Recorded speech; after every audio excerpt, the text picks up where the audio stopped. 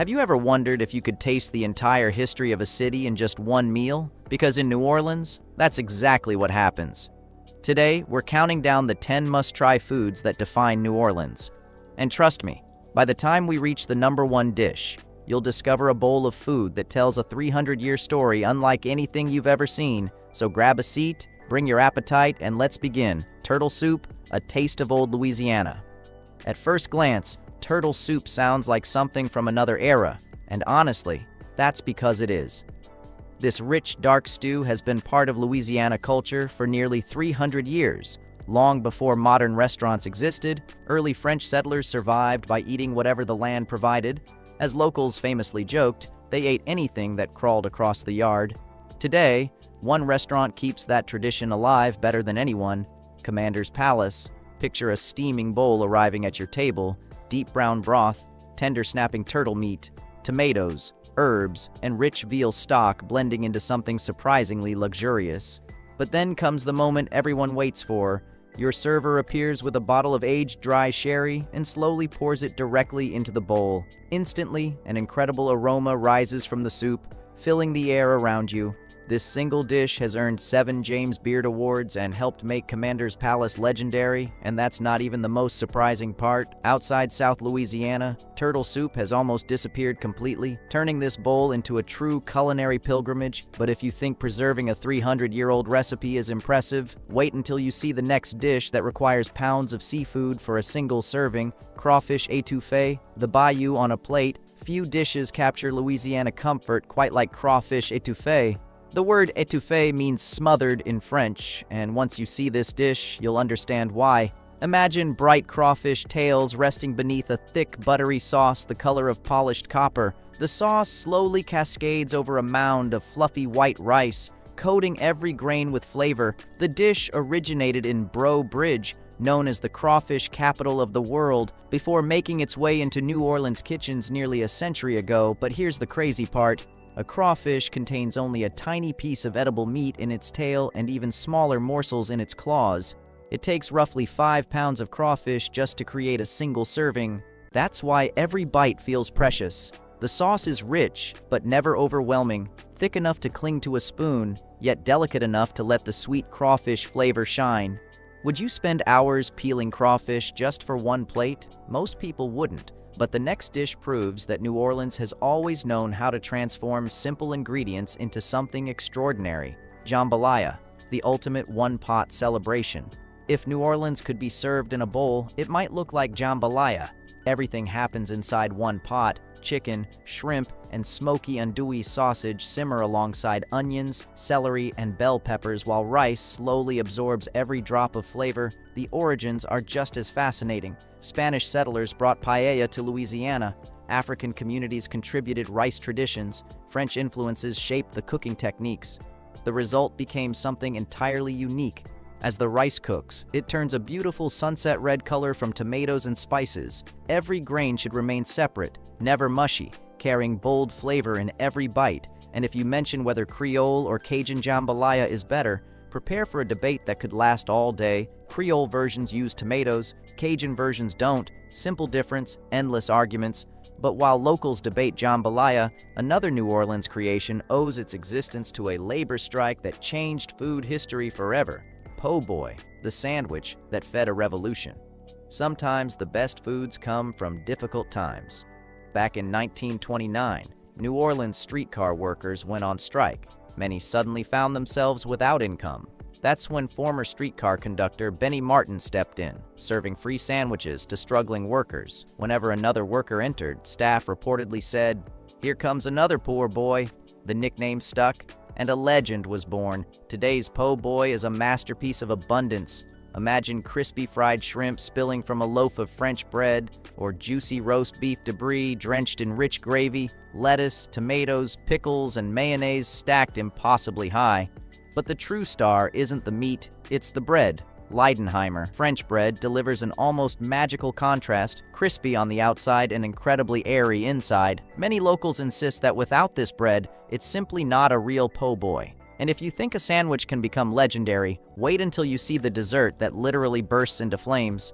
Bananas Foster, the dessert that lights up the room. Imagine sitting in a restaurant when suddenly flames leap into the air right beside your table. That's Bananas Foster, and it's one of the most dramatic desserts in America. Created in 1951 at Brennan's restaurant, the dish began as a challenge. Restaurant owner Brennan asked his chef to create something special honoring Richard Foster. What emerged became culinary theater. Fresh bananas are cooked in butter, brown sugar, cinnamon, banana liqueur, and dark rum. Then comes the unforgettable moment. The alcohol is ignited. Blue-orange flames dance above the pan as sugar caramelizes into a rich sauce. Seconds later, the sizzling mixture is poured over cold vanilla ice cream. The contrast is incredible. Hot and cold, sweet and smoky, elegant and explosive. And here's something most people don't know. New Orleans was once America's banana capital, receiving enormous shipments daily from Central America. A surplus of bananas helped inspire one of the world's most famous desserts. But believe it or not, the next dish began as a way to avoid wasting stale bread. If you're enjoying this journey through New Orleans so far, make sure to subscribe, because the final dish on this list isn't just food, it's a weekly ritual that defines an entire city. And before we get there, we still have some unbelievable local legends to uncover. Bread pudding, turning leftovers into luxury. Bread pudding sounds simple, maybe even ordinary, until you taste the New Orleans version.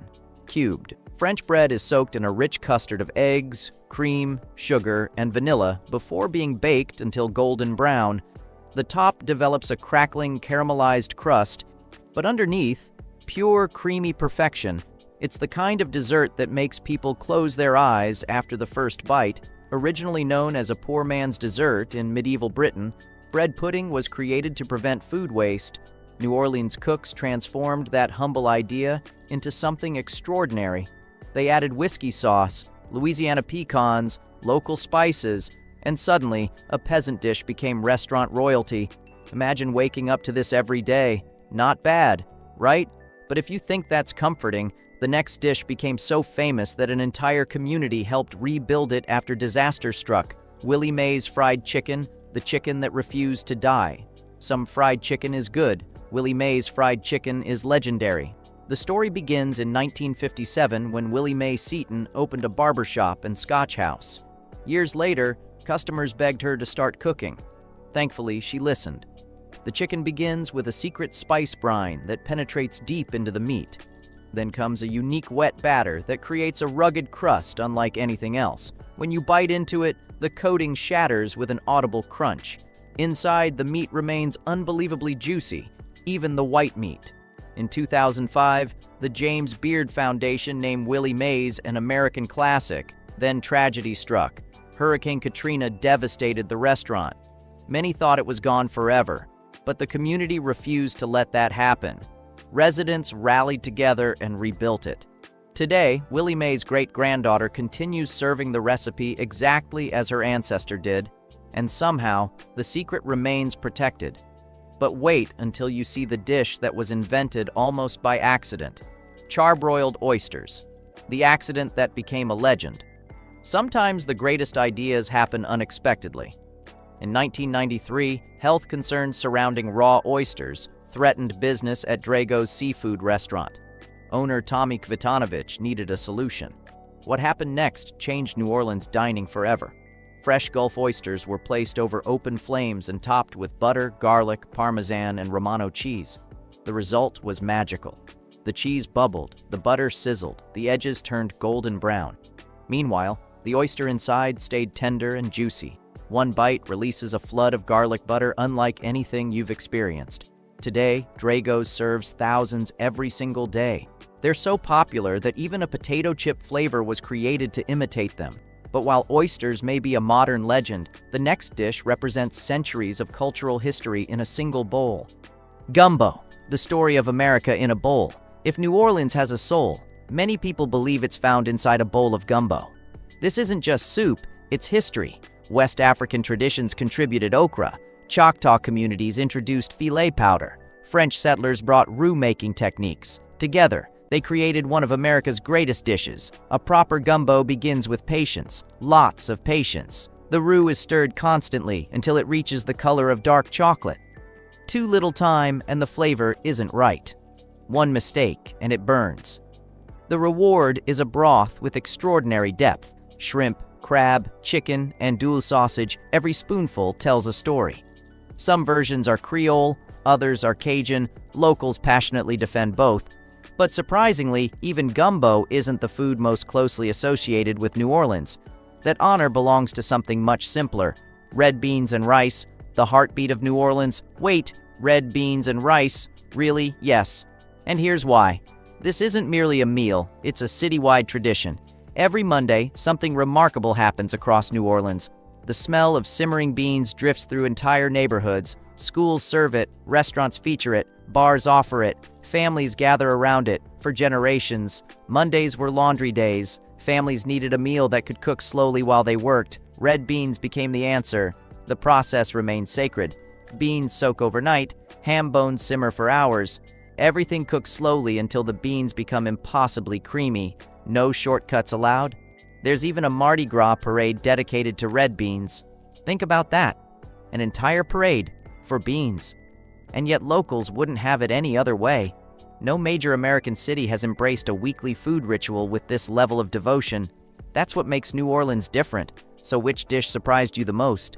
Would you try turtle soup? Or are you heading straight for the charbroiled oysters? Let me know in the comments below.